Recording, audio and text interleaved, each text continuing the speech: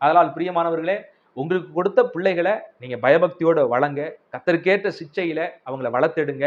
சரியான சமயம் வரும்பொழுது அவங்க ஆண்டவரை விசுவாசிக்கிற அந்த பருவம் வரும்போது அவங்களா ஞானஸ்நானத்துக்கு ஒப்பு கொடுப்பாங்க. அப்ப நீங்க ஞானஸ்நானம் கொடுங்க. அதை தாண்டி நான் போன வீடியோவிலேயே சொல்லியிருப்பேன். நான் முக்கியமா பெற வேண்டிய அந்த ஒரு ஞானஸ்நானம் இருந்தா மட்டும்தான் பரலோகம் போக முடியும். அது என்ன ஞானஸ்நானம்? கர்த்தராகிய இயேசு கிறிஸ்து கொடுக்கிற அந்த ஞானஸ்நானம் தான். தண்ணீர் ஞானஸ்நானத்தை நான் வேணான்னு சொல்லலை. நான் போன பதிவிலேயே அதை நான் தெளிவுபடுத்தியிருப்பேன். அது எவ்வளவு இம்பார்ட்டன்ட்ங்கிறதையும் தெளிவுபடுத்தியிருப்பேன். ஆனா பரலோகம் போகணும் அப்படின்னா அவர் கொடுக்குற ஞானஸ்நானம் தான் மெயின் அப்படின்னு சொல்லியிருப்பேன். ஏன்னா இந்த நாட்களில் பார்த்தீங்கன்னா கல்யாணத்துக்காக ஞானஸ்நானம் எடுக்கிற கேஸ் எல்லாம் இருக்குது. என் மாமாங்க அவர் பார்த்தீங்கன்னா ஒரு கத்தோலிக்க கிறிஸ்தவர் தான். ஸோ அவர் எடுத்த மனைவி எங்க அத்தை பார்த்தீங்கன்னா அவங்க ஒரு ஹிந்து. ஸோ அவங்க கிராமத்துக்குள்ள பார்த்தீங்கன்னா அந்த மாதிரிலாம் இல்லை. அந்த ஒரே ஒரு கேஸ்ட் தான் பார்த்தீங்கன்னா உடனே வந்து மேரேஜ் பண்ணிடுவாங்க. அப்போ அவங்க என்ன பண்ணாங்க தெரியுமா?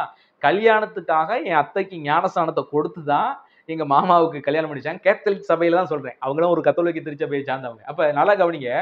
அவருக்கு ஆண்டவராகிய அவருக்கு பேரே கிறிஸ்துராஜ். ஆனா கிறிஸ்துவுக்கும் அவருக்கும் சம்மந்தமே இல்லை. பேர் மட்டும் கிறிஸ்துராஜ் வச்சிருக்காரு ஒழிய ஏசப்பாவை பத்தி அவருக்கு எதுவும் தெரியாது. பைபிளை குறித்து அவருக்கு எதுவும் தெரியாது. ஏதோ பூசைக்கு மற்றவங்க எப்படி சாமி கும்பிட்டு வர்றாங்களோ அது மாதிரி இவர் ஏசப்பா என்னை காப்பாத்து அப்படின்னு சொல்லிட்டு வர்ற ஒரு நபர், அவ்வளவுதான். மற்றதை குறித்து அவருக்கு எதுவுமே தெரியாது. அவர் திருமணம் பண்ணும்போது திருமணத்துக்காக தன் மனைவிக்கு ஞானஸ்நானம் கொடுத்தெல்லாம் கூட்டிட்டு வந்தாங்க. அப்ப இந்த மாதிரியான ஞானஸ்நானம் நிறைய பேர் பண்றாங்க. திருமணத்துக்காக எடுக்கிற ஞானஸ்நானம், இன்னும் என்னென்னத்துக்கோ ஞானஸ்நானம் புதுசு புதுசா எடுக்கிறாங்க. இதுலதான் இந்த நாமத்துல தான் எடுக்கணும், அந்த நாமத்துல தான் எடுக்கணும், கடல்ல தான் எடுக்கணும், ஆத்துல தான் எடுக்கணும், இப்படின்னு என்னென்னமோ வந்து கட்டி வச்சிருக்கிறாங்க. நீங்க யோவான் ஸ்நானனே சொல்லும்போது என்ன சொல்லுகிறாரு? நான் தண்ணீரினால் ஞானஸ்நானம் கொடுக்கிறேன், எனக்கு பின்னொரு ஒருவர் வருகிறார், அவரு உங்களுக்கு என்ன செய்வாரு? பரிசுத்த ஆவியினாலும் அக்னியினாலும் ஞானஸ்நானம் கொடுப்பார். உடனே ஒரு சகோதரர் கேட்டாரு, அங்க 2 எழுதப்பட்டிருக்குது, நீங்க எப்படி 1 மட்டும் சொல்லலாம் அப்படின்ட்டு.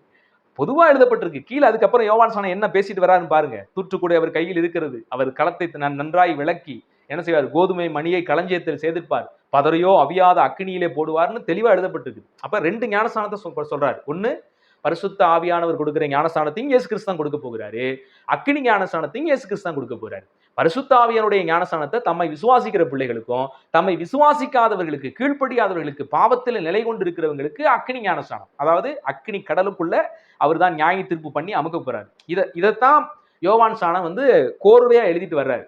அப்போ ஒரு வசனம் இருக்குதுன்னா கீழே உள்ள வசனத்தையும் வாசிச்சு அதனுடைய தன்மையை புரிஞ்சுக்கணும்.